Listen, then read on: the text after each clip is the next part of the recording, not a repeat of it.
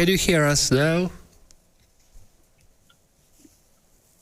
I think that it should be online right now with audio. There's a bit of delay, right? So maybe. Yeah, of course, they will be. No, right now it said, I don't know why it didn't show any audio. Might just take a bite of my sandwich. I'm just gonna hide myself for 1 second. Sorry, it's just lunchtime. Okay. So yeah, we were speaking and then nobody understood anything. Unfortunately, this is all lost. So yeah, I will also try to record at least here if something happens.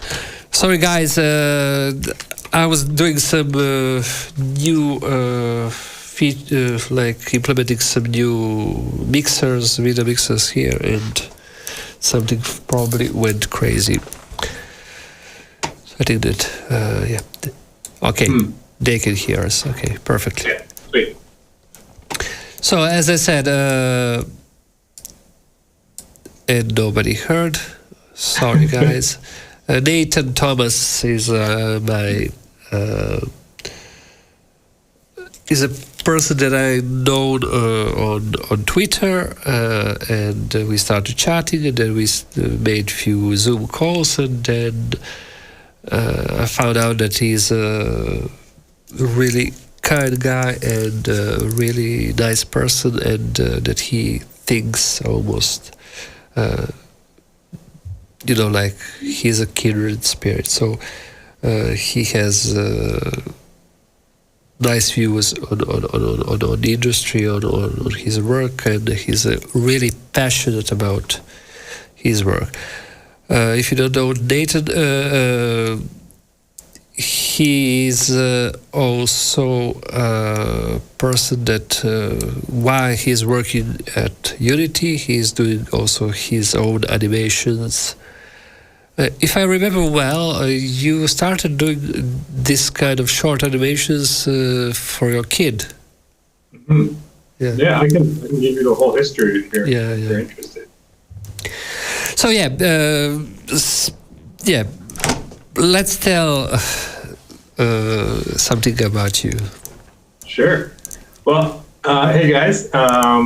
Nice to meet you. I'm Nathan, and I've been an animator for 15 years or so now, getting old. And the majority of my time has been spent in film for visual effects. And the last place I was at was ILM, which was really fun. I got to work on amazing franchises like Terminator and Transformers and Star Wars and all that crazy stuff that you dream of working on when you set out for this. So it was just a surreal experience. But while I was there, I was really interested in real time, and I just saw a lot of like all the R&D, all these really great big breakthroughs were all happening in the real time area, and I just had to learn more. So I started making short films, or just dabbling with stuff in Unity, and I made a short called Norman's Island, which is like a little kid cartoon show about a kid on an island full of robots, and Unity saw that, and they got excited about it and supported the project, and also asked me to join the company once that came out. So I was very excited to do that because I just think, Unity's doing a lot of really interesting things, and I'm really passionate about animation and how I can bring my skills as an animator to a new technology that's, just this real-time animation platform. And it's been exciting. Great. How long were you working before with ILM? I think it's I don't know, about 3 years. I can share a little bit of the work. Do you want me to do that, Oliver? Yeah. Sure. Okay. Maybe it's I'll just share my screen here. Oh, I don't have permission. Okay. I will be giving you immediately permission. Okay. This will probably play very poorly over Zoom, and then be streamed poorly over YouTube, I imagine. But you guys can check it out later if you want. My website is Nathan Thomas Animation, and if you're curious, you can check it out there. But I'll just quickly scrub through some highlights of stuff that was fun. Yeah, okay, let's see if I can share now.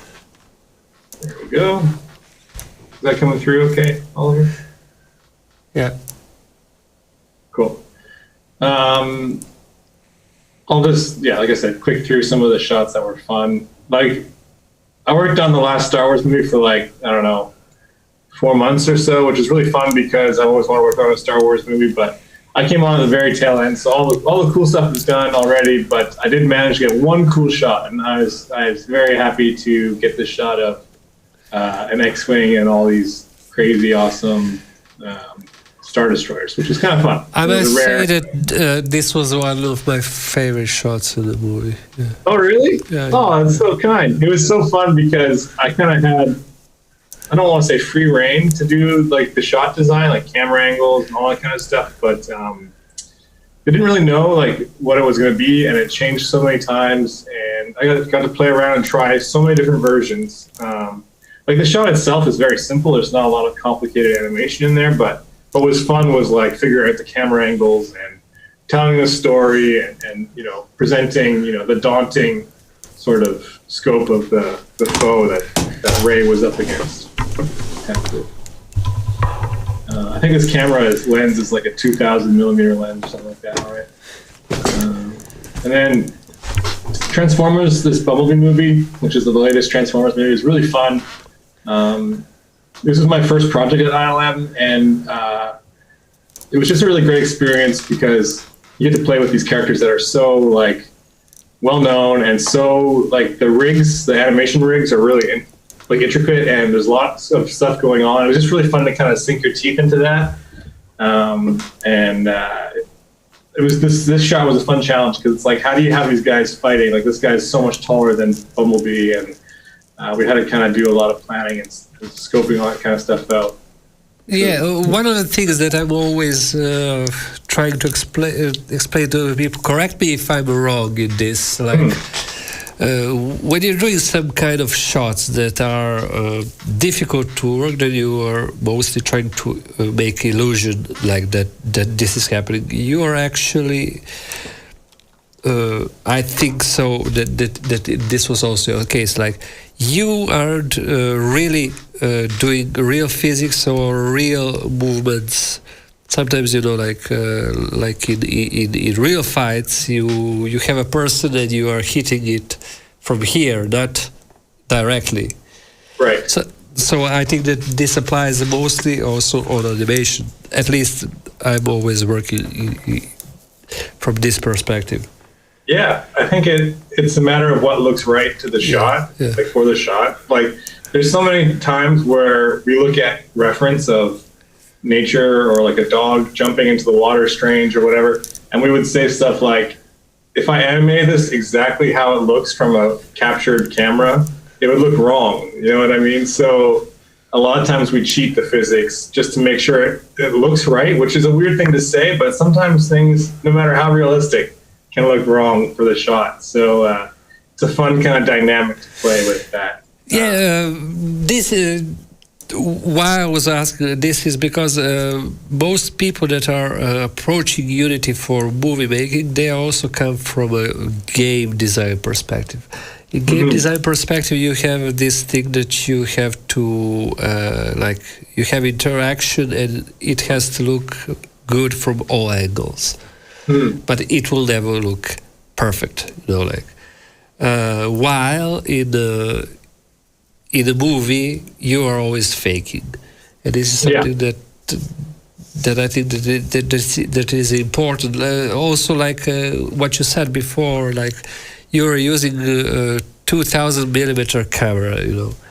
This is something that mostly and all real-time programs like are by default to work on 60-70 degrees of a field of view, and isn't actually working, or like having something that is a real telephoto lens that is mostly more cinematographic. They aren't using this. Yeah, I think it's important to have that real world camera stuff in there if you are using Unity to emulate the film world of things. I think it's really, really crucial. And HDRP is making some great strides there, and Deckard Render as well, which we'll get into, is also doing lots of that. So yeah. What else can I talk about here? I don't know, just more Bumblebee stuff. Superman was fun. I had this one crazy shot of aliens. Where is it? There's this one of Quiet Place, which was a fun horror movie that was just a crazy production. But I like this one. I can just quickly talk about because it's such a cheat. But the little baby alien crawling out of the other host alien's head. It's just kind of a fun little. Well, I say fun, but it's actually like super stressful. Stuff that we don't really have to do too much in real time, but that's all changing. Like all the simulation stuff that we're seeing, like all the goofy stuff, you couldn't do that in real time, but I feel like things are evolving and getting better and faster. Yeah. What else can I say? After that, I started making this stuff in Unity, and this is my own little short film, very low budget, but it's fun. It's fun to explore your own IP and have no one telling you what to do, which is kind of a fun little, interesting segment to be in. Yeah. Probably this real-time animation, like a real-time production, gives more opportunity for a single developer to do something. Where you don't where you don't have any more need for doing some kind of for having extremely powerful computers or things like that. You just like, and you also have a much better feedback on what is going on. I remember that we were speaking about this, that like you. As I remember that you were mostly using always clay renders, or like without textures, without shadows, and things like that for doing animations. Then you will have to wait to see a result. Yeah, that's the most exciting part about real-time animation, and it's something that I look forward to in the future as well, as seeing like animating in engine more and more. Unity has that awesome rigging anim tool set where you can rig your own characters in Unity and animate them right there in scene. And I feel like if you're able to animate the character with the proper lighting and in the proper environment with physics and effects and stuff, it can. I just feel like it can get you to the final goal of having a shot that looks awesome. A lot faster, because there's a lot of guesswork you do when you're animating separate without those elements. You're like, I think the light is going to be back here. I don't really know what the shadow is going to look like on the character's face. Stuff like those types of questions that once you get into the editor, you're able to solve that right away, and there's no guesswork. And I think it just overall improves the creative process and improves the quality of the final piece. Yeah. What I also find quite interesting, what I always find quite interesting, is that most like classical animators that come from a 2D background were using for animation like keyframing. So you have like you have a 15 frames per second animation, and you are trying to create that movement in that time. So you have to add some physics. You have some squishing and things like that. Like classical techniques. While when you're working in real time or computer animation, you have the ability to use motion blur. So this is something that I always found that working in like clay rendering or like default shading rendering in real time view was a pretty difficult process, because you may have one frame and then another, but you don't actually know what happens in between those frames. And this is something that I found pretty interesting to understand what happens between those frames, because if my head moves from here to here, it leaves a motion blur. But if you are keyframing just here and there, and if you can't see that motion blur, you will get a wrong animation. That's right. Yeah. A lot of times in the 3D world, we have to turn on subframe scrubbing so that you can see what's going on in between the frames, so that motion blur will render correctly.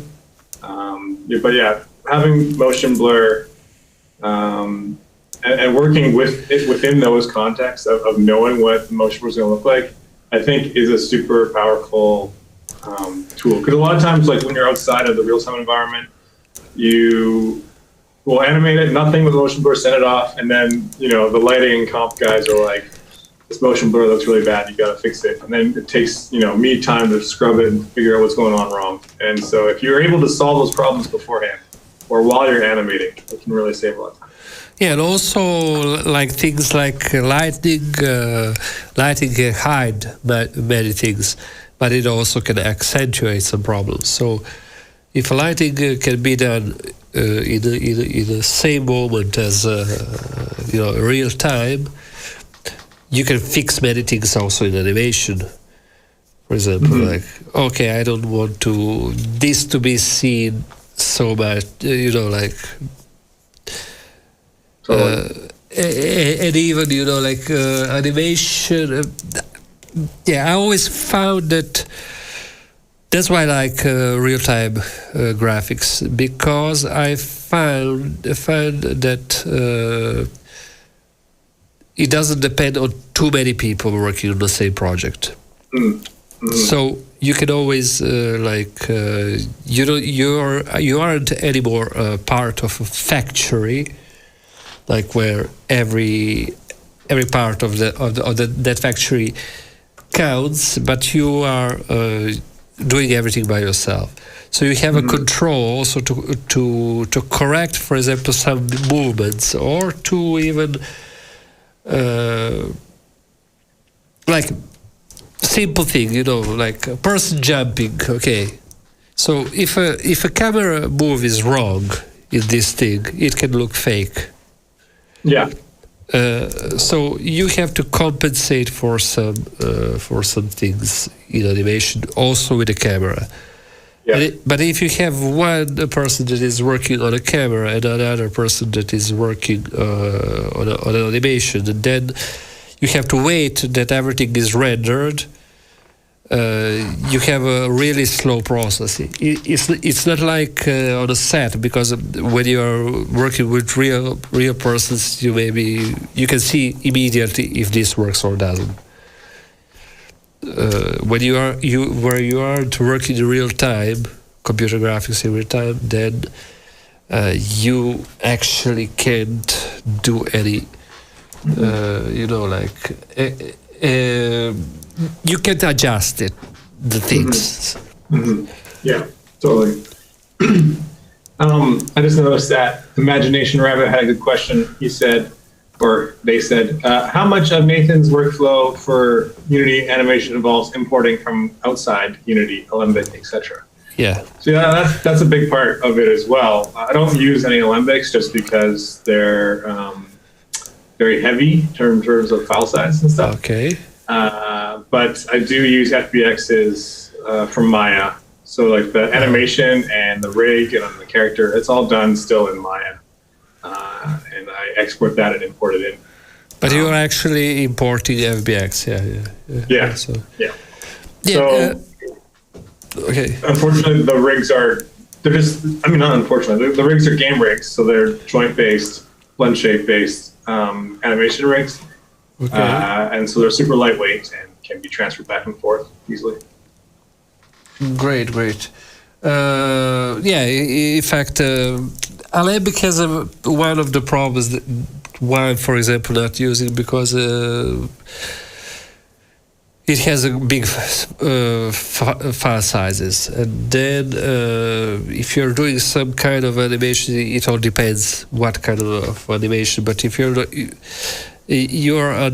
already have to know what is your final frame rate to export some things. Maybe like particles, etc. So it's like you define 20 frames per second, but those 25 frames per second, but those 25 per second will be just still images. So you can't get smooth motion from them. While working with FBX, things like that, like more blends, you can get all that intra-frame solution. Yeah. So here I think that we should show what were you doing and what we made together. Like I helped a little bit. So this was you will let us show this to everybody, and then we will be commenting. All right. I'm not sure. No, we don't have audio here. Let me see. No,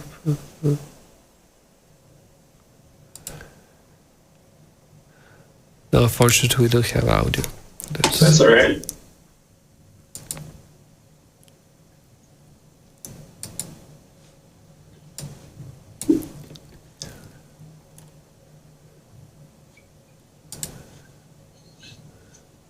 So this is just another little short film that me and some friends made. I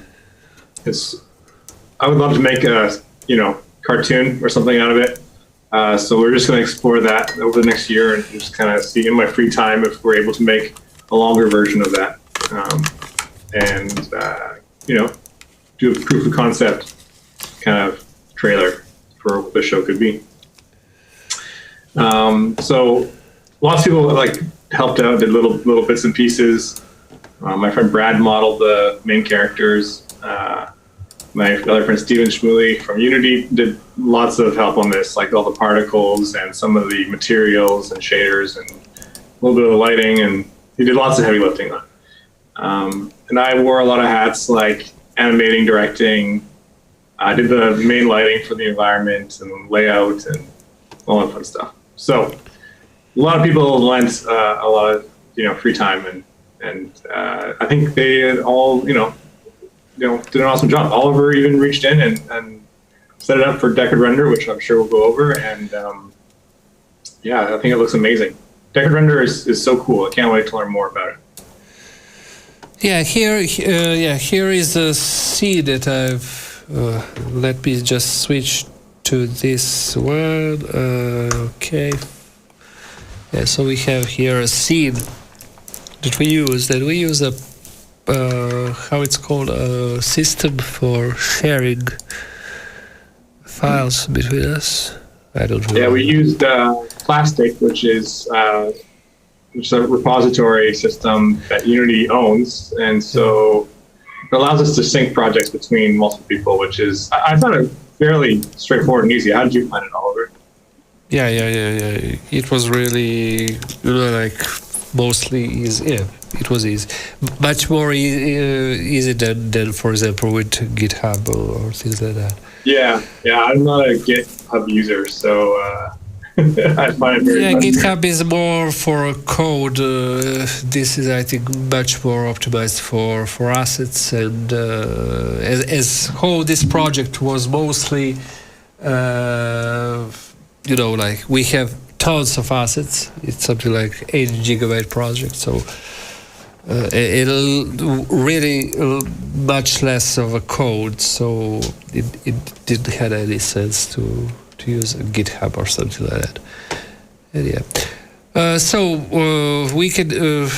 Yeah, you have used HDRP for this scene, so we can see it run right now in Unity. Mm-hmm. Oh yeah. Okay, here we have also audio.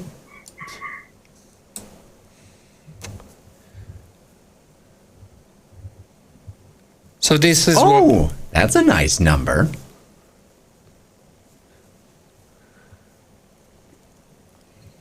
And then, yeah, we kind of just at the last minute made a few shots randomly at the end there. The timeline's a bit out of order, but in the edit, we reshuffled it. Yeah, but ideally, of course, this is something that I'm always trying to explain to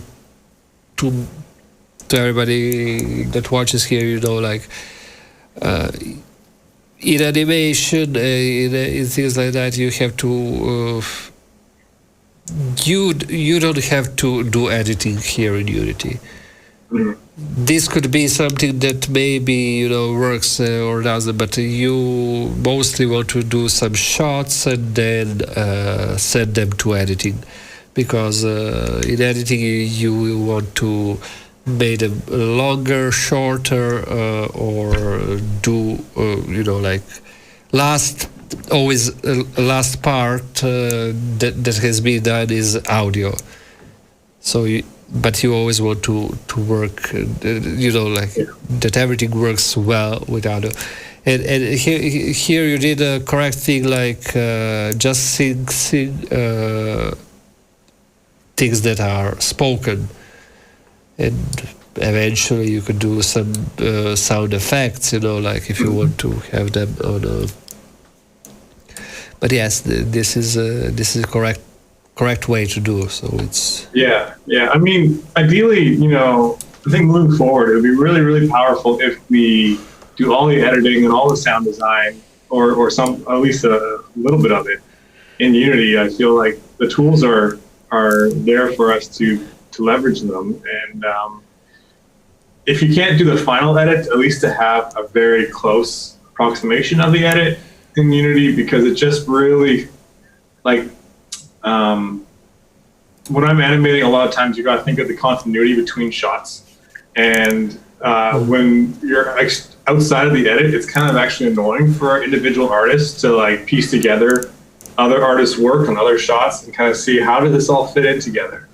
But if you're in the editor and you can see how things are kind of cut together and working, it really does, I feel like, unlock a lot of potential for the creative possibilities. So yeah, it's just something to consider. Yeah. Yeah. Also here, let me just explain, because also you want to know a little bit about this, so probably it's a good thing to speak about. Is like how did I? I know that you had some problems setting up Deckard, so yeah.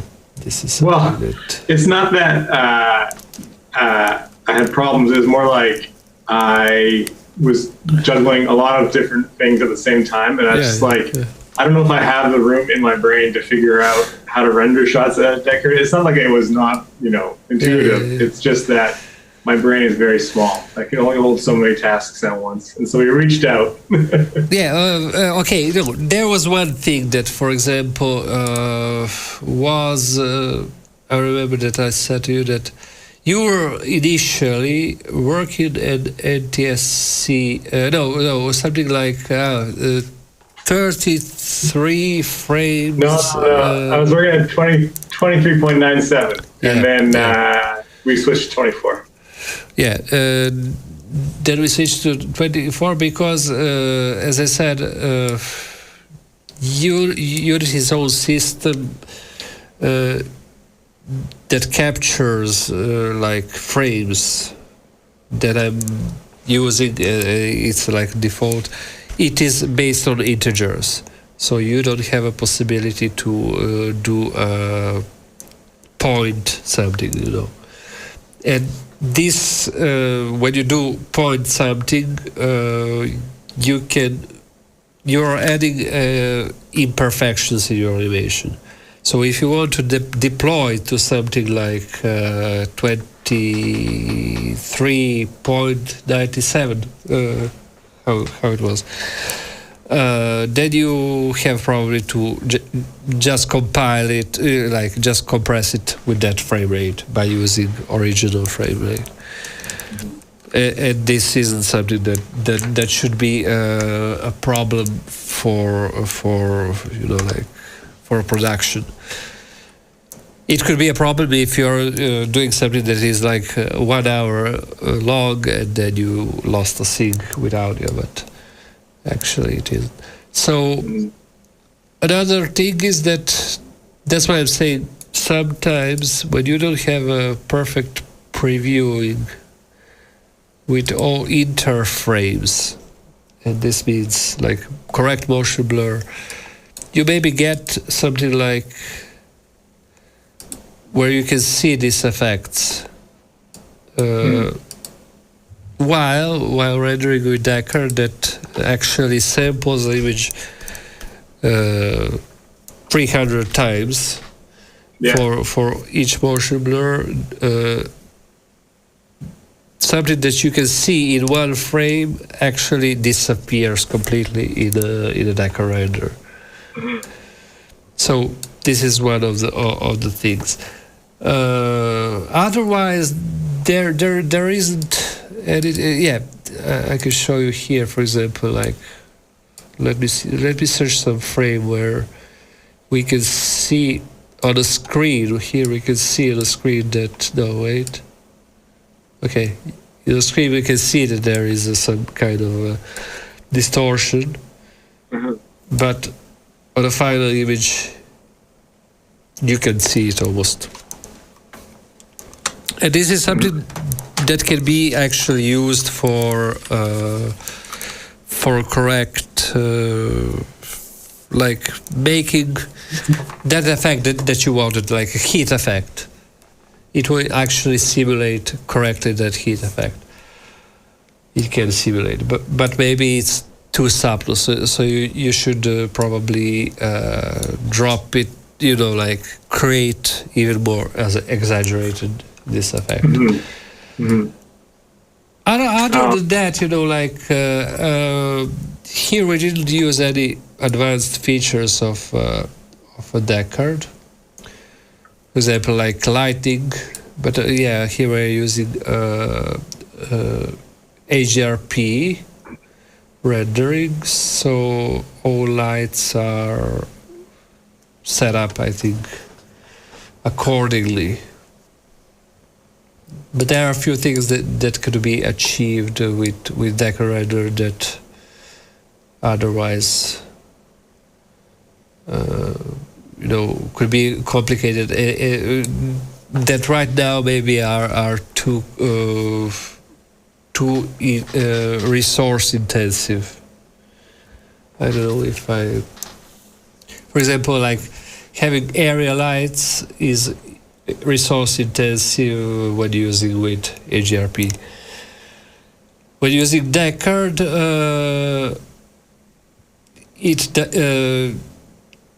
it isn't anymore, because Deckard samples that light for a few hundred of times for a frame, and you can achieve easily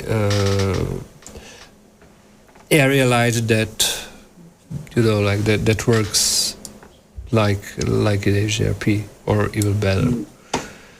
So this is something that.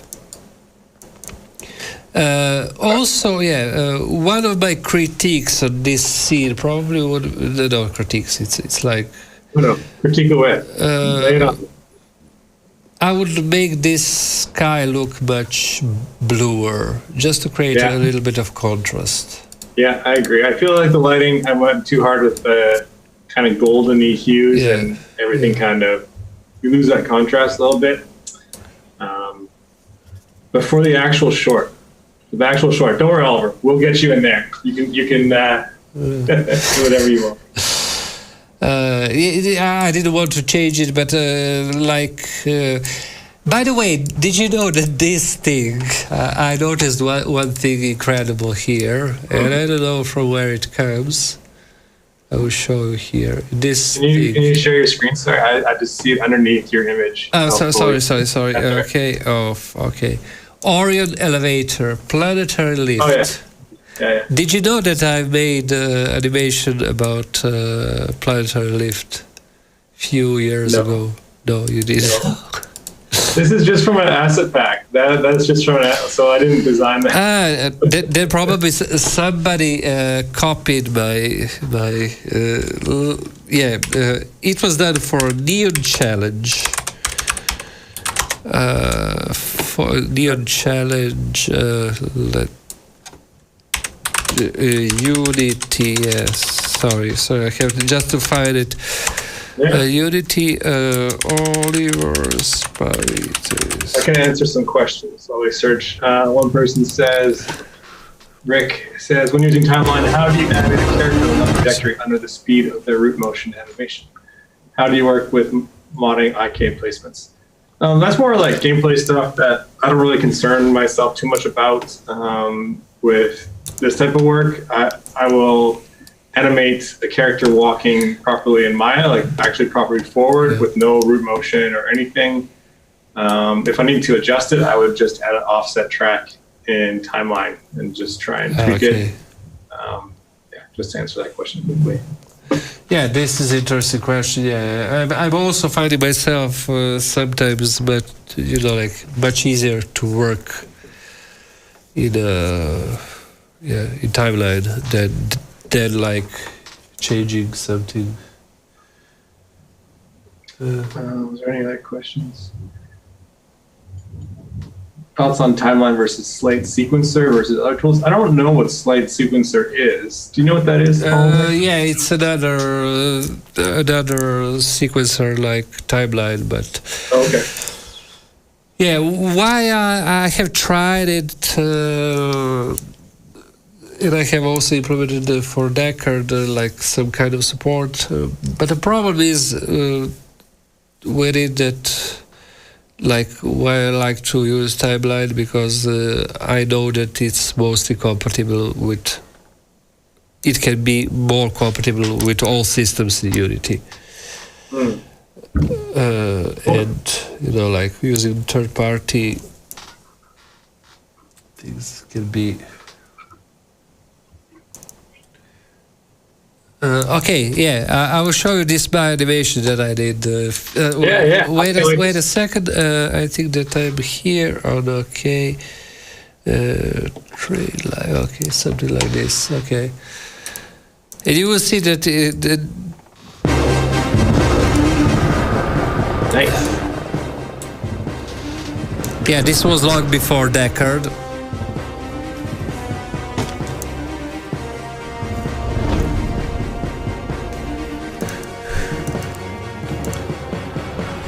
Looking pretty good.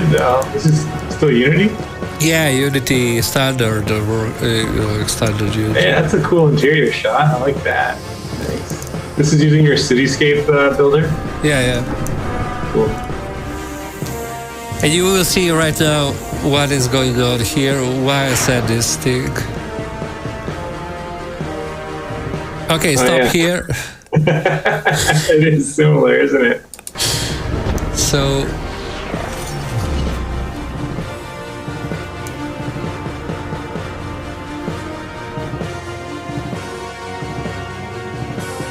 Nice.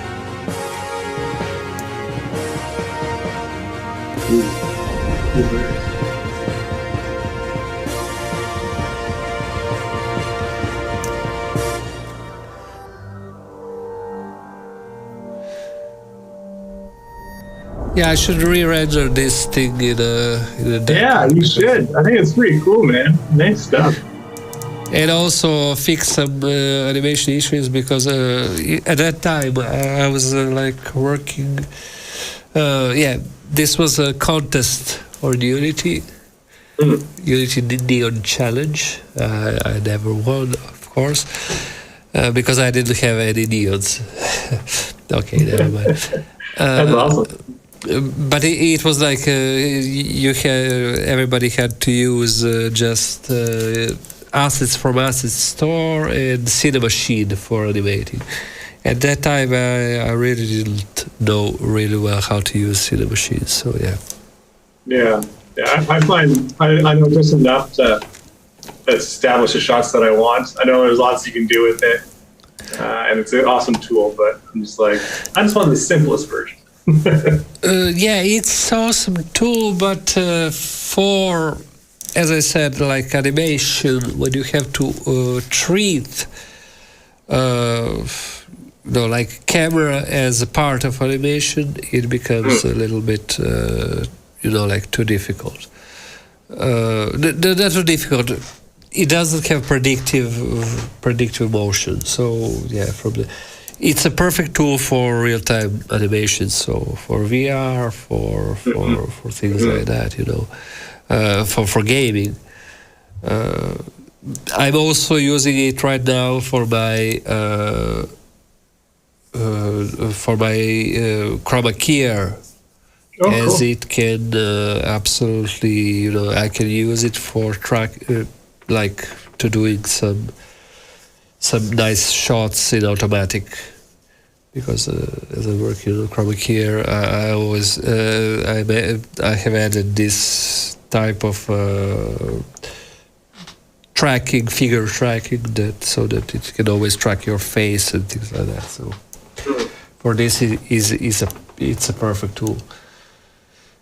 But as we all probably know, every job has its perfect tool. So that's true. A lot of it comes down to preference. I was wondering, someone was asking about IK and stuff. Let me just see if I can find. I use the animation rigging tool to animate a shot in Unity completely. Let me just see if I can find the video. One quick second. Let me just switch to your view. Sure. Where I put it is always a good question.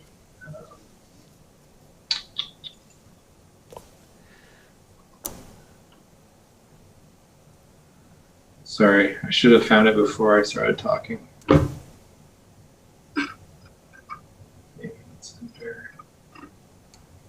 Anyways, I'll keep digging while we go. But one person, Thomas, says, are there any invaluable tools not built into Unity that hasn't been mentioned and that went into this project? Yeah, there was, obviously the Deckard renderer is one of them. We chose Deckard because we wanted proper motion blur and proper depth of field. I feel like when you're working in a real-time engine, you have to make some cheating in order for the motion blur and stuff to be performant. But for that one shot of the bike where the camera orbits around, the motion blur just got really muddy, and we had to look into Deckard for that. So that was very helpful. Is there anything else that we used? I'm trying to remember.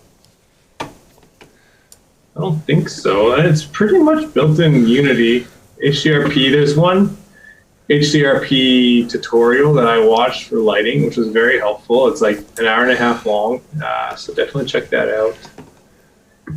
I'm just looking through the project now.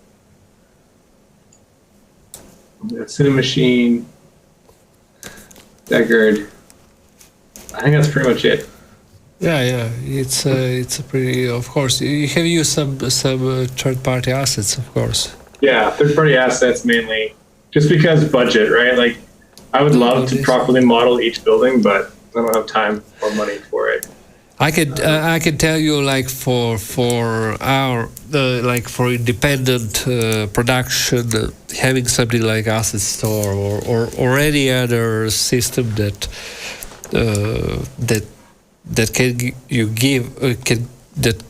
gives you ability to access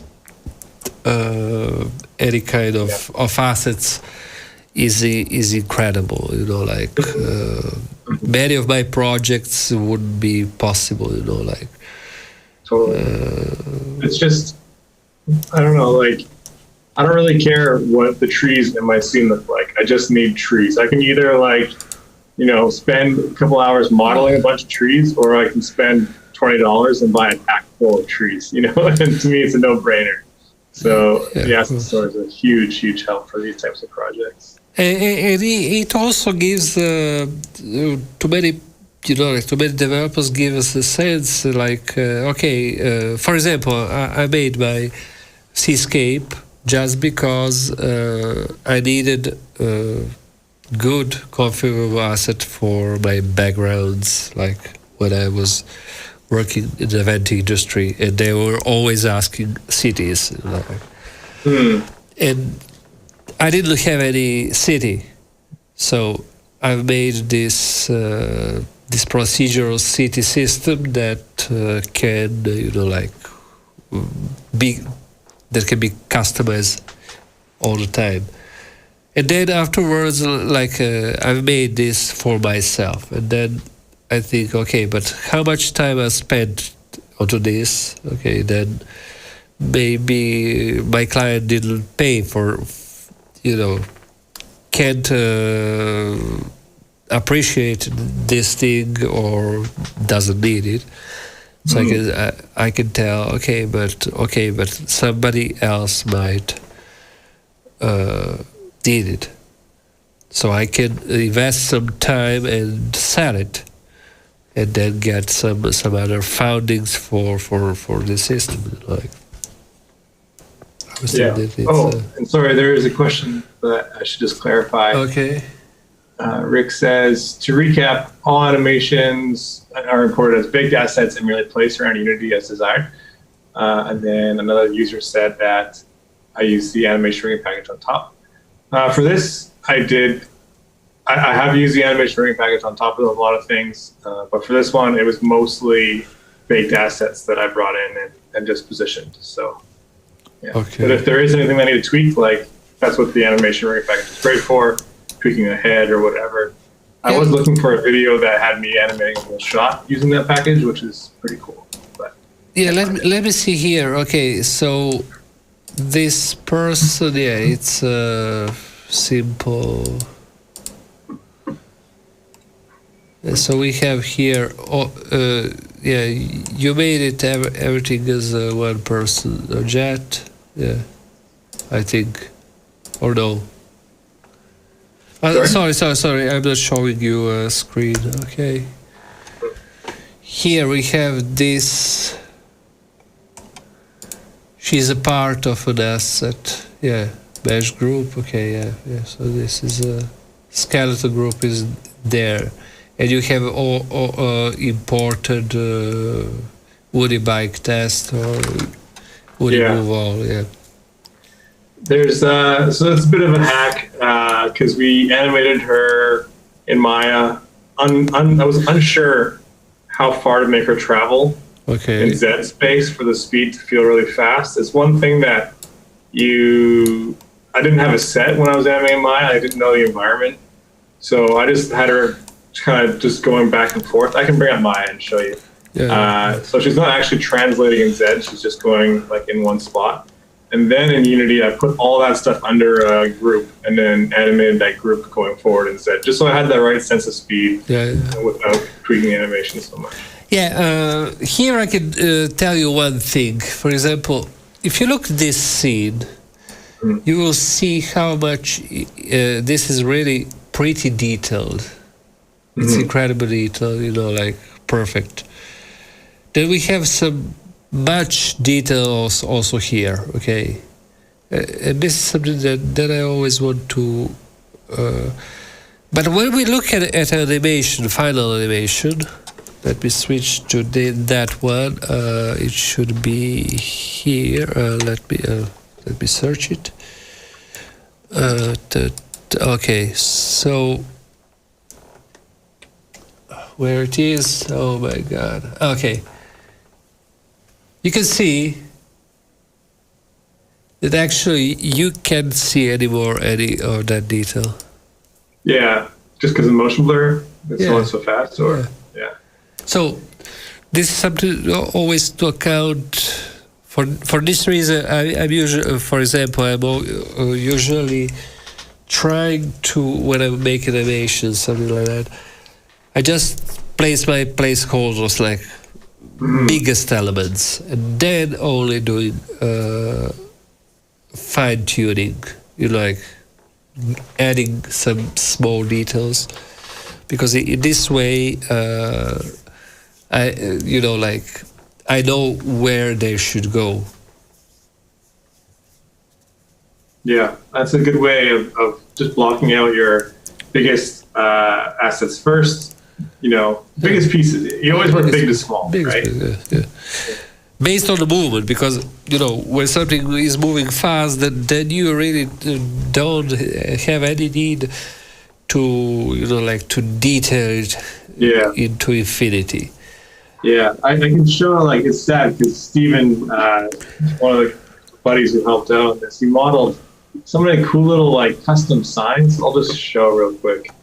And it's stuff that it just flies by so fast that it's a shame, and it's something that I will revisit. Yeah, of course. Because in this sense, I always find the frustration of people who are working. I know also some other guys from ILM that also worked on episode 1 of Star Wars. Yeah.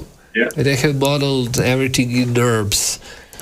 Modeling in NURBS is something that really I was always against, at least for but it was back in time. Most workflow in ILM was on the NURBS. Yeah, they weren't using subdivision and surfaces and things like that. This is good because they can probably right now reuse that assets even right now. Maybe especially at companies like ILM, it never dies. It's always archived somewhere and will be used somewhere else. But from the other point of view, it can be really frustrating for people that work on a movie. Yeah, and they find themselves okay. Here is my asset that I spent 2 months working on, and it just is a messy blur. So it happens all the time for every department. On Star Wars, I spent so long animating little spaceships flying in the background of interior Death Star or Star Destroyer ship, and then I'm like, these ships are gonna look so cool, and then you see the final comp, and it's just depth of field. You can't even tell what's behind them. So it's it happens all the time. I'm looking for another sign that Steve made that looked really cool. It had a little skull, but I can't remember where he put it. It's just stuff that Steven made. I saw that there was also some kind of there was a dino from your previous animation. Here we had to make a cinematic universe, so we had the dinosaur in there, and then there's the robot from Norman's Island is just chilling up here. Where is he? Here he is. Just because, No. These things I always like. If it doesn't take too much time, of course, but because it was your work. Do you have somewhere your nice work that you made with the voice of your kid? I think. Yeah. You can go to my website. Let me bring it up. It's just. Oops, not that one. If you can share it, because I didn't have it right now audio. Sure, it's just bigdinosaurshow.com, which is. I like that animation. Oh, thank you. Yeah. If anyone's interested, I make little cartoons with my son, who's 4 years old, and he loves dinosaurs. And one day he was just stomping around the backyard. That's the one that's good thing about quarantine and COVID is we're all working from home, and I'm able to really hang out with my kids a lot and just kind of see how they play. And one day he was pretending to be a dinosaur, so I just put my phone on record, and he was stomping around with a cute, funny little voice. And so I thought, how can I bring this? How can I elevate this? he's playing as a dinosaur. Can I add to this imagination by using my skills as an animator, storyteller? And so I'll put this out there.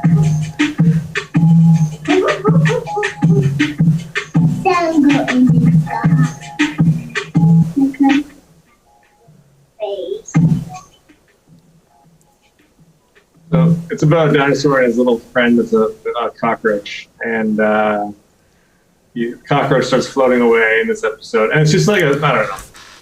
They're all kind of loosely based around whatever my kids are up to and doing, and you know, last summer they were playing with bubbles a lot, and I thought, you know, can I leverage that and make a fun story out of it? So and this is done pretty well. It's been kind of fun to explore, you know, these characters and as a family, like, make stuff together. Yeah. Check it out if you like. I must say that for me, this is the best way to, you know, if you want to succeed, this is my like opinion, if you want to succeed into, not succeed, like to make something that is good, you always have to take from your experience, own experience, and from what is your like inspiration, from your passion, or for something that is your kid being your passion, and doing this for everything that I always did, you know, like when I did it from my own passion, it had perfect rebounds, like people feel it, you know. Mm-hmm. Yeah, and I think the authenticity kind of comes through if you're putting yourself and your own personal connections into these stories. Doesn't matter if you're using Unity or anything. You know, I think my approach for this stuff is to just be as authentic as possible, even though it's a giant dinosaur. It's still really my son, and it's still really like him just being playful and cute, and it's his personality. And if you can recontextualize it as a different character, then that can, I don't know, it can make it something elevated a little bit. Yeah, and also for animator, I think that entering into a personality is much more, like, really important. Mm-hmm. When this is a good thing, you know, like you're entering your son, like entering into a psychology of your son, of something that he wants to see, or that he would like to see. Yeah, I think, like, I show him these episodes that we make, and I think he likes it for like 10 seconds, and then it's out of his head and he's into the next thing. So, you know, it's fun to see kids latch onto it, but at the same time, they don't care. Okay, but this is for kids, like.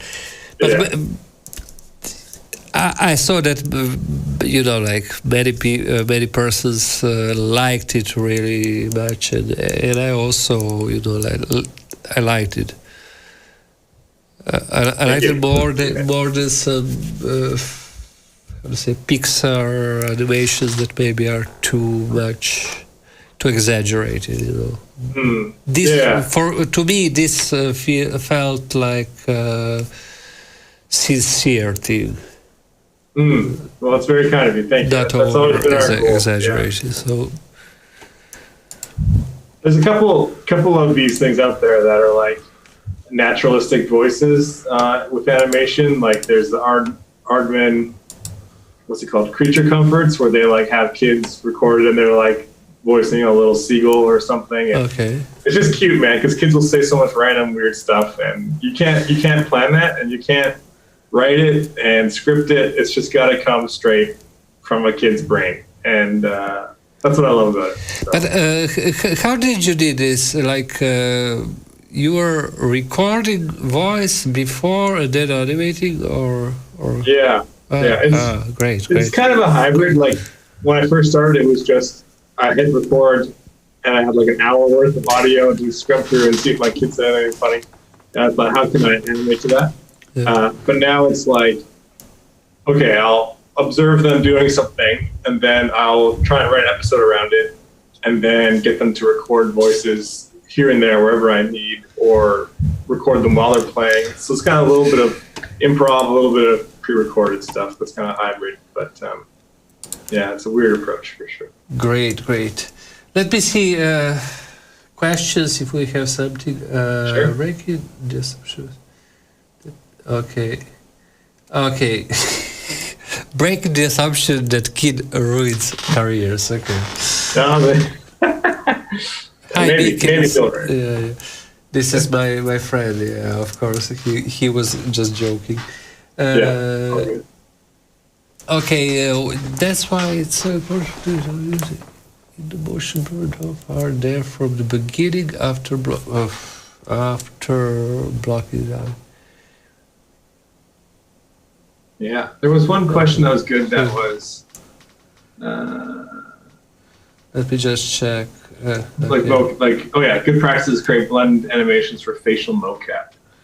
Do you know any practices to create blend animations for facial mocap? Not really. That's a question from like a technical animator or like a rigger or something. Unfortunately, I don't know too much about creating a rig that will help with facial mocap. But we have explored it with like the AR kit that has like, really easy to map face shapes that you can take from your own face, go through your phone, and then apply that to a character in Unity. That's really interesting. And I think it will get you part of the way there. At least for the stuff that I do, it's most of the way there. But if you're doing like really high-end stuff, it's probably needs to be touched by an animator a little bit. But yeah, I think. I think that it always has to be touched by an animator. So yeah, it's not such. Problem is that for creating any blend shape animations, you have to have good targets of that animation. And if those targets aren't good enough, then this doesn't work. Yeah. Mostly. And also, this becomes an artistic job. It can work, but it is an artistic job. For example, why some characters work really well while animating with motion capture is that when they are, for example, there were some few characters for how it's called for Unreal that they were using the same character digitized into a human, into an avatar. So you have a one-to-one response on any animation. And this works really well. Where motion capture usually breaks up is when you don't have one-to-one character. So you have over-exaggerated or under-exaggerated movements. Yeah, that's true. It is enough mostly also to change a distance from both eyes to have that glassy look that doesn't work. Right. Yeah.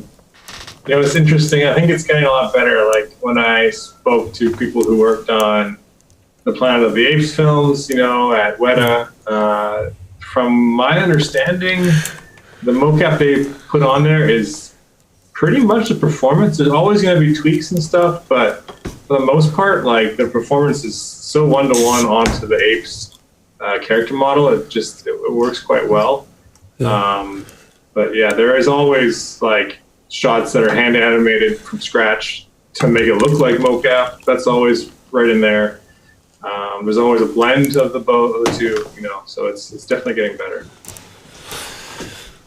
Yeah, it's not only that it's getting better, but also our perception of what has to be done is getting better. So we are always, like humans, we are learning, and we are also collectively learning, you know.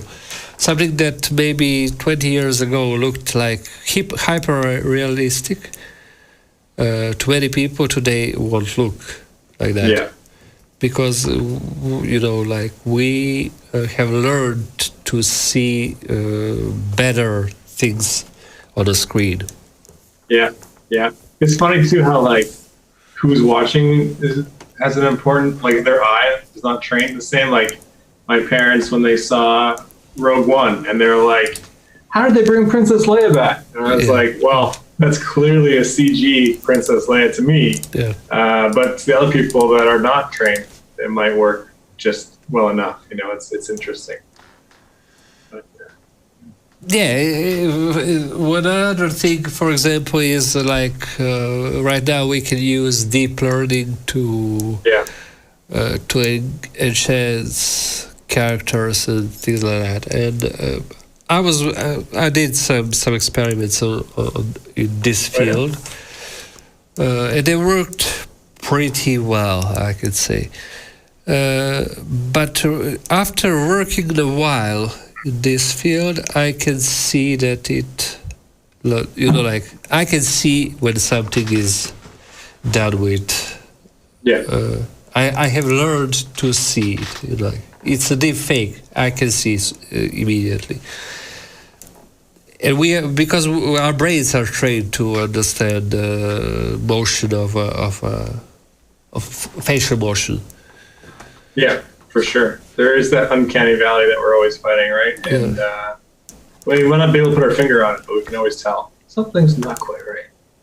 Yeah, but I think that it will always lack something. You know, like. It's like with a voice, you know, like also voice. When you know somebody's voice, and the voice analysis is even more, you know, like complex. It's a really complex thing. And persons will always understand if voice isn't, if it isn't real. So we are adapting to this technology. We are. Have you seen the deepfake Tom Cruise TikTok channel? Yeah. It's pretty impressive. I'm fairly impressed by that. It's pretty cool. Yeah. I've done some experiments. It was like what it was. Our friend here, Mikkel Zemit, is that was commenting before. He told me that in one video that I made, something I was playing some instruments, something like that. And he said to me, "Oh, you look like a singer from Radiohead." Nice. So I said that, okay, if I look like him, then I should be able to do its deep fake, because you have to have some kind of similarity, you know, like when doing deep fake. So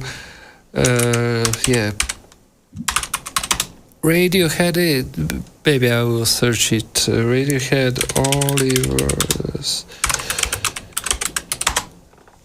And I made this some kind of a stupid not stupid, but like short animation. Yeah, this was. And I like used sorry. I have to share my screen. Where it is? Oh, no, sorry. It should be this one. Okay. I have to just switch here. Okay. Nice. So I made this thing so you can see how his face was becoming another face.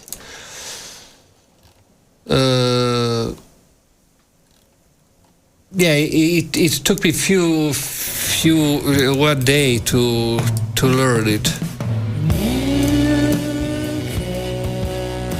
Wow. So this was like, my face is behind, his face is in front.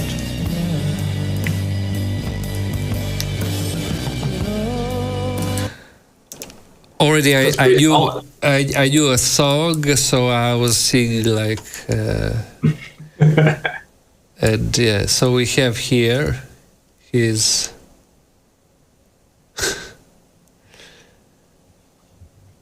That's pretty cool. But because I didn't have any whole face. Okay. Nice. That's awesome, man. I loved your Star Wars test too. Yeah. That was fun. I think that scene that you made, it can be redone perfectly in Unity. Just, I'll fill in the viewers that, I joked a while ago saying, because Disney Plus had announced all these productions for all the, side characters in the Disney universe, the Star Wars universe.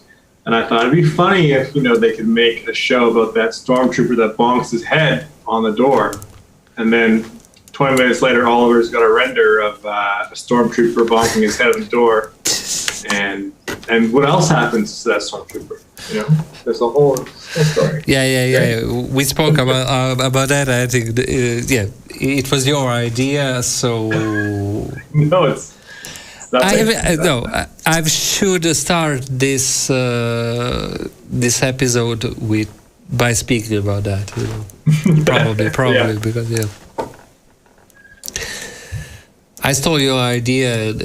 But I think that we should really make a whole animation about that. It'd be fun. That'd be great. Because I think he hits his head. Maybe he's comes to his senses. Maybe I shouldn't be murdering people. Maybe I should be a good guy. I don't know. I think that it could be really good. Good story. Get a nice lawsuit from Disney and then never work again. Let me see if there are some other comments because sure. I don't think there are. Yeah, and I don't want to steal your time, so we are right now 1 hour in the transmission. And I promised you that I won't be. Oh, it's all good. I'm happy to chat and love the questions. It's great. Everyone's got some good stuff here. So what's next, Oliver? You got a Deckard renderer, you got a bunch of stuff else going on. Do you have any other tools coming down the pipe, or? I have that chroma keyer that okay, that's pretty cool. I have just finished. I hope I just have to write some documentation, but it took me really big amount of time to finish it because I wanted it to be. It's not about creating technology. It's creating that technology. It took me a few days, but then exposing it to be a simple user interface, it is something that takes much more time. And also because I'm a single developer, I don't have anyone that can help my users explaining what they have to do or giving them support. I have to make it to work intuition, by intuition. Cool. So that you understand. So it's. Well, that's awesome. Is there anything you wanted to show about Deckard Render that I could learn from, or others could learn? No, there are some things. I was saying that I wanted to show you something on that one. So we had here a camera. Let me see, Deckard view. I will be just switching to. Okay. So you can see right now, because in your final animation we didn't use any effects, let's say. that I think that always adds some kind of, but they also require some changes on the scene sometimes. So it all, but like here I'm using just a neutral camera. But if I switch, for example, to a camera that is filming camera, you can immediately see that there is a big difference. Like in colors, it's like it looks more, I think, more realistic. Okay, one of the things that I had, because you have sent me your video with cameras that had depth of field activated. So I had to switch them off because Deckard has its own depth of field that is physically correct. So what I did here was turning every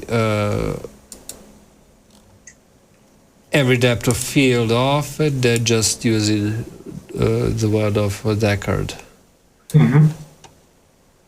So you can just control it here, like, okay, like saying what is your camera aperture and focal length and things like that. Okay.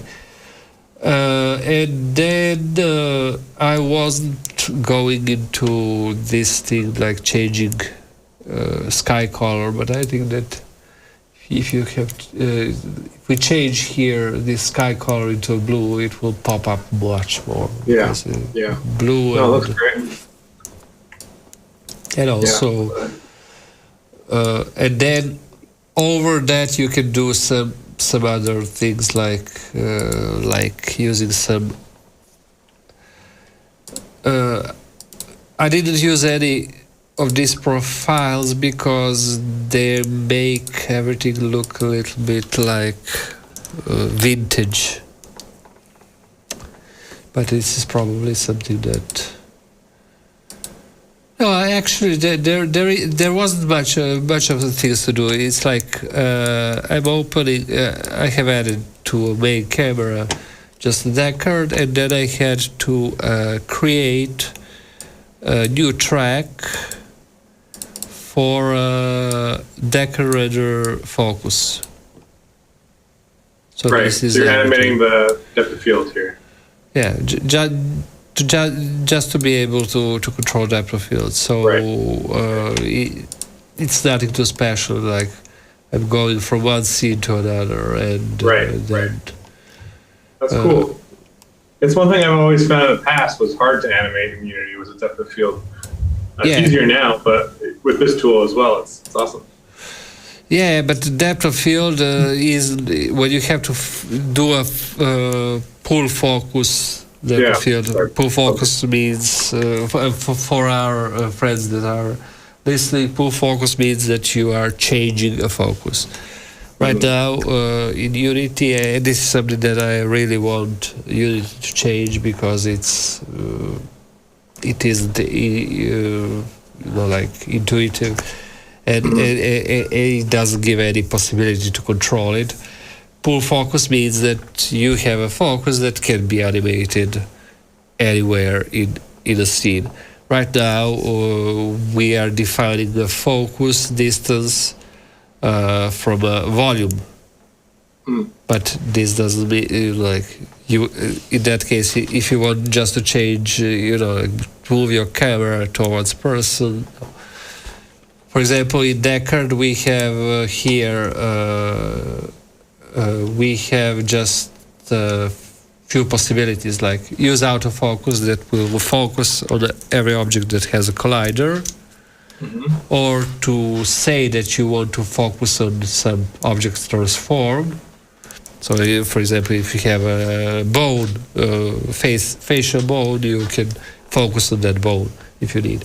Or you can just create a dummy object that you animate. Right. Or animate this focus distance. So if anything of these two values isn't selected, Then I'm just animating this distance. Cool. Oh, that's awesome. That's good to know. And this is much, like much more intuitive and works. You don't have to. Yeah, this is something that Unity should expose like a property. Yeah. And I don't think that it should be of any, it's not a problematic thing to do. Yeah. Is there anamorphic options I see their anamorphic ratio. I have anamorphic ratio for, let me see here, Deckard view. Okay, let me open this. So at this moment, I'm not sure. No, I think that I've used a little bit. Anamorphic, where it is, let me find it. So the ratio sliders up a little bit. Okay, here. So this will give you an anamorphic ratio of depth of field that should be correct for. Right. Yeah. Okay. So yeah. Of course, here in preview right now we are watching in real time, so it's much lower preview. We can just bring it up and. Cool. Okay, so yeah, this is an anamorphic ratio that can be done. Nice. That's one thing I'm always chasing is that filmic look, right? Anamorphic is part of it. I'm not sure. Anamorphic field blur gives you less blur on the background. Right. In a physical camera. Yeah. Because it gives you more. It gives you equal blur to horizontally, but it gives you less blur vertically. So anamorphic, when I'm, for example, filming with my lenses, I don't find it so important. But I don't know. Sorry, just my kids are just yelling. 1 second. Okay, no problem.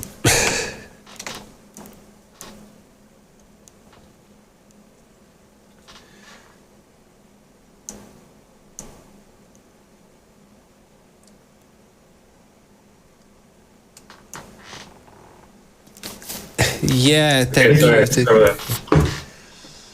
Thank you, VG and Annabelle. I had some spelling errors, but they are fixed right now. I'm fixing them right now, and it's almost done. It's all good. I had over the place an error for how it was matte. That is mate. That isn't mate, but I was always thinking that it's a mate for chroma keying, like alpha channel. So I had these errors. Okay, let me check. Okay, so those are mostly and nothing else. There is no anything else that you should be like worried or thinking about. So of course there are many ways to control some kind of like lighting to control those things, but they're all mostly if we are working with timeline, it works perfectly well. And another thing that I was using is this safe render mode that is mostly required for compatibility issues with any system inside Unity.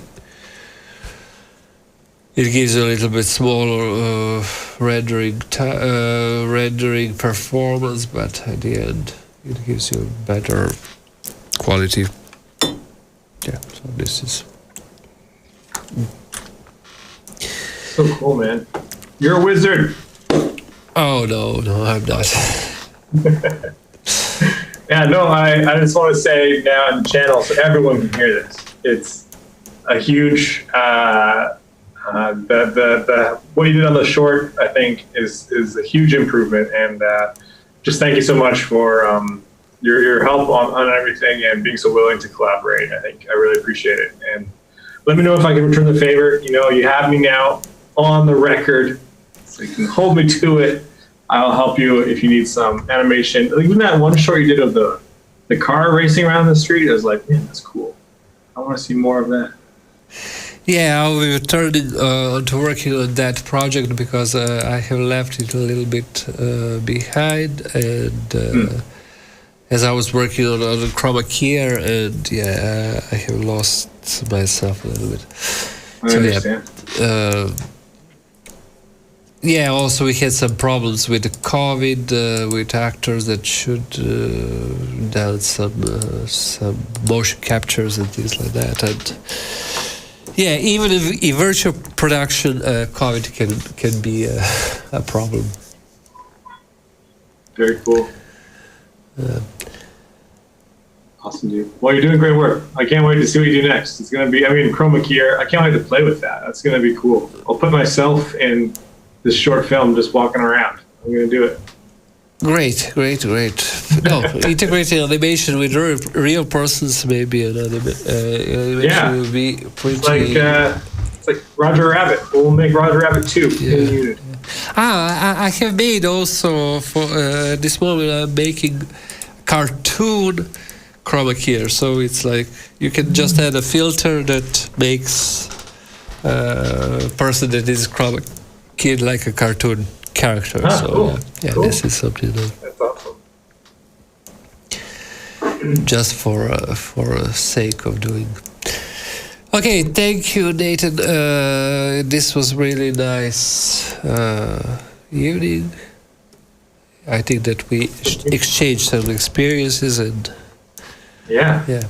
It's always great to catch up and chat, and hopefully this talk was helpful for other people out there that are watching this. Drop me a line if you guys have any questions. My website was on there earlier. I don't know. okay, guys, let me see if you have any last question for me or for Tom. Yeah, we'll give it a few minutes to catch up. Let me see. Is there anything cool I can show you guys lying around here? Oh, you might could go this offer because I know you are a Lucasfilm fan. Okay. This is the coolest thing I own, and it is a giant Lucasfilm liquor set they gave us for Christmas one year. And so I'll just open this up without dropping anything. But it's like I don't know if you guys can see that Star Wars whiskey set, which was kind of a nice Christmas gift. Okay, great. I still haven't used it, so maybe eventually we'll have, once the world opens up, we will have people over. But anyways, yeah. Is there a TIE fighter inside or no? No, I don't think so. They gave us these little whiskey rock things. Let me see if I can pull them out. Just while we wait for questions. Like this. A little whiskey rock. Anyways, that's all I have to show you. That's the coolest thing that I could possibly show. Great. They are really... yeah, they have a... I don't know if I told you, probably my followers already know, but that this thing behind me...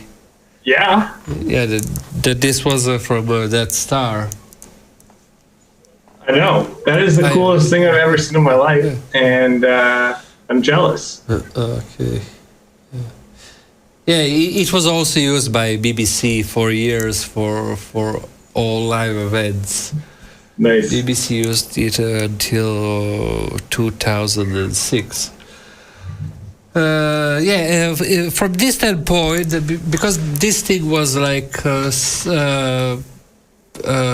it was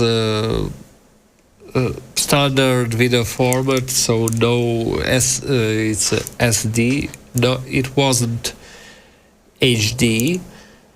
I would invite everybody to read on my blog what I have wrote about resolution and why, for example, many things that, like, how much do you need to render? What is the resolution in what you have to render, anything? And all the craze about resolution in camera, how much everything about that isn't correct and is really relative. Everything is relative. Most cameras right now today doesn't have, even if they state 4K, they aren't 4K in optical resolution. And this is something that I'm trying to, spread a little bit voice about that, or at least it's not a 4K that we are getting in any, like with Deckard or with any other offline renderer. So this is something that is really important to understand, because there has been a lot of confusion about this matter, and I just wanted to spread the word a little bit. Yeah. So yeah. There are a few questions that people say. Are there any tools you feel like Unity doesn't have that you would improve the workflows you had making this short? For me, it's just the animation rigging package. I love it, but I feel like I would love it to be further developed and have those tools be a bit more mature, so that anyone can really just animate in editor easily. And I feel like those things, will eventually come to pass, but right now it's still in its early stages and it's getting better every day. But I would love to see that adopted more throughout the industry, so that people don't need Maya or stuff anymore. They can hopefully progress and do most of their work right in editor. I think that would be great. Another question says, what about the company Digital Monarch that bought Unity that made the Genesis VP system? You want that stuff? I don't know much about that. I'm sorry. I know Digital Monarch, but I don't know anything about Genesis VP. Yeah, I don't know even. I can't help you even. Is there any real-time Unity animation solutions on the horizon? Anything that can interact with the physical environment? Yeah, I think so. Let me see if I can find a video that I made. Just need 2 seconds because everything is constantly scattered. Okay. Where is it? Oh yeah, sweet. Okay. I'm just going to share quickly. So there was one thing I was mentioning before about animating an engine. This is a quick little shot that I did of my dinosaur. I rigged him in Unity, and oops, he's on the other screen. And this is just a time lapse of me animating completely in Unity, which I feel like is the future, and it's super fun. So, if you look at this little walk cycle, that's the end result. To me, you can't tell if it's animated in Maya or Blender or Unity, and that's always great because you don't want things to stand out. You want them just to be as seamless as possible. And it was quick and easy, so that was pretty fun.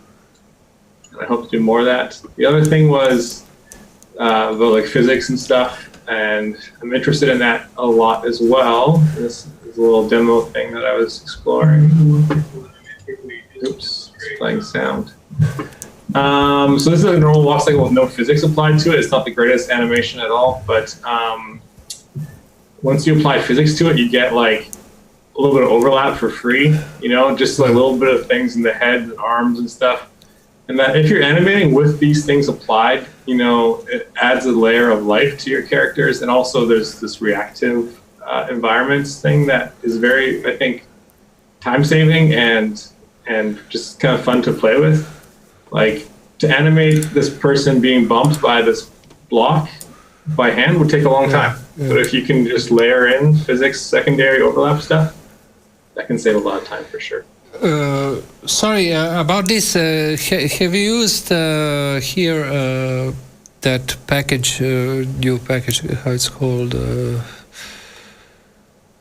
IK something? No, how it's... There's Puppet Master and the IK one, I forget what it is. Final IK? Yeah, I have used those. Animation rigging package. I will show you to my users. Okay, so it's an animation rigging package. It gives much. It gives you some tools to animate.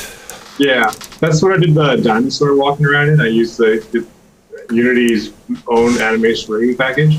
And I think it's super solid and it's really easy to allow anybody to hop in there and make a rig.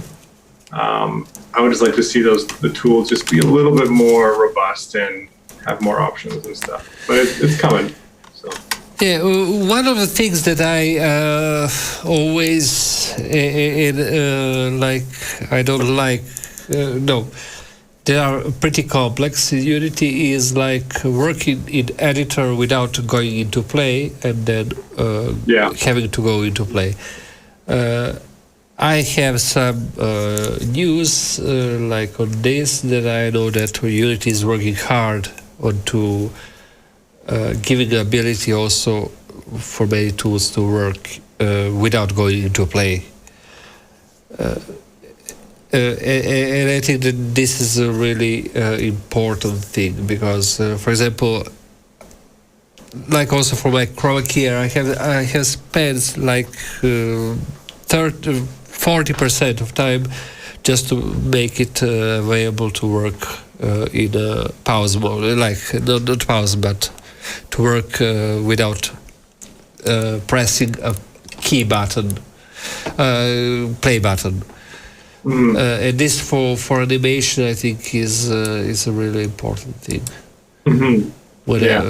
For virtual production, because like having the ability to also preview like chroma key without going into a play is a pretty important thing, at least for me. It slows down iteration times for it like brings iteration times to a minimum. Yeah, no, I agree totally. Seems like some people agree with you as well. Yeah. Alice. Okay, Nathan, thank you very much. I think that everybody who listened this and who will listen this, watch, will learn something. I hopefully so. Cool. Yeah, thanks. I hope other people out there can make animated content in Unity as well. It's not as daunting as you might think. It's super fun, and can't wait to see what folks make. Yeah, if you watch my channel, I always prefer animating in Unity than animating in external packages. Only thing that you have to understand is how curves work, and there are some small things to understand, and maybe I will try to explain in a future stream something about that. But once you get on. One of the things, for example, just to add it here is when you're working with timeline, be sure always to lock timeline. Because if you don't lock it, as when you select any other object, you are losing your timeline. Yeah, that's very frustrating. And just lock it. you have this icon here. Also, new Unity also for some other things like I don't know. You want to just change material, animations, and things like that. Just go properties, or for example, like properties of virtual cameras. Okay, you can just click where is your profile, and this comes only in the Unity 2020.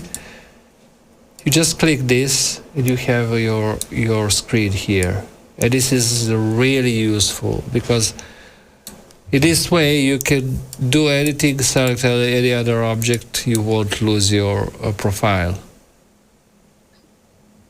I don't know, even if you Nathan, did you know Nathan this thing? I didn't. That's good. Yeah, this is a really improvement that should be like published on the first page of Unity. Like, okay, I can open any anything outside of this. It works also for like materials. I don't know. That's cool. Here material. That is frustrating. There is a bug in one version of Unity that selecting the color wheel never works. I don't know if you noticed that. I think it was the version below we used for the short, and so having a pop-up window like that is really nice. Yeah, for example, here right now, okay, I will just switch it. Okay, I just opened a properties for light, so I can have these screens here and just change from here light. Mm-hmm. I don't have, and if I select any other object, I just like properties, select any other object and have them all here. I don't have any more need to go back and forth. Yeah, that was before. Like this is a simple thing that really this change was really great. Yeah, I agree. Very cool. Thanks for the tip. I love it.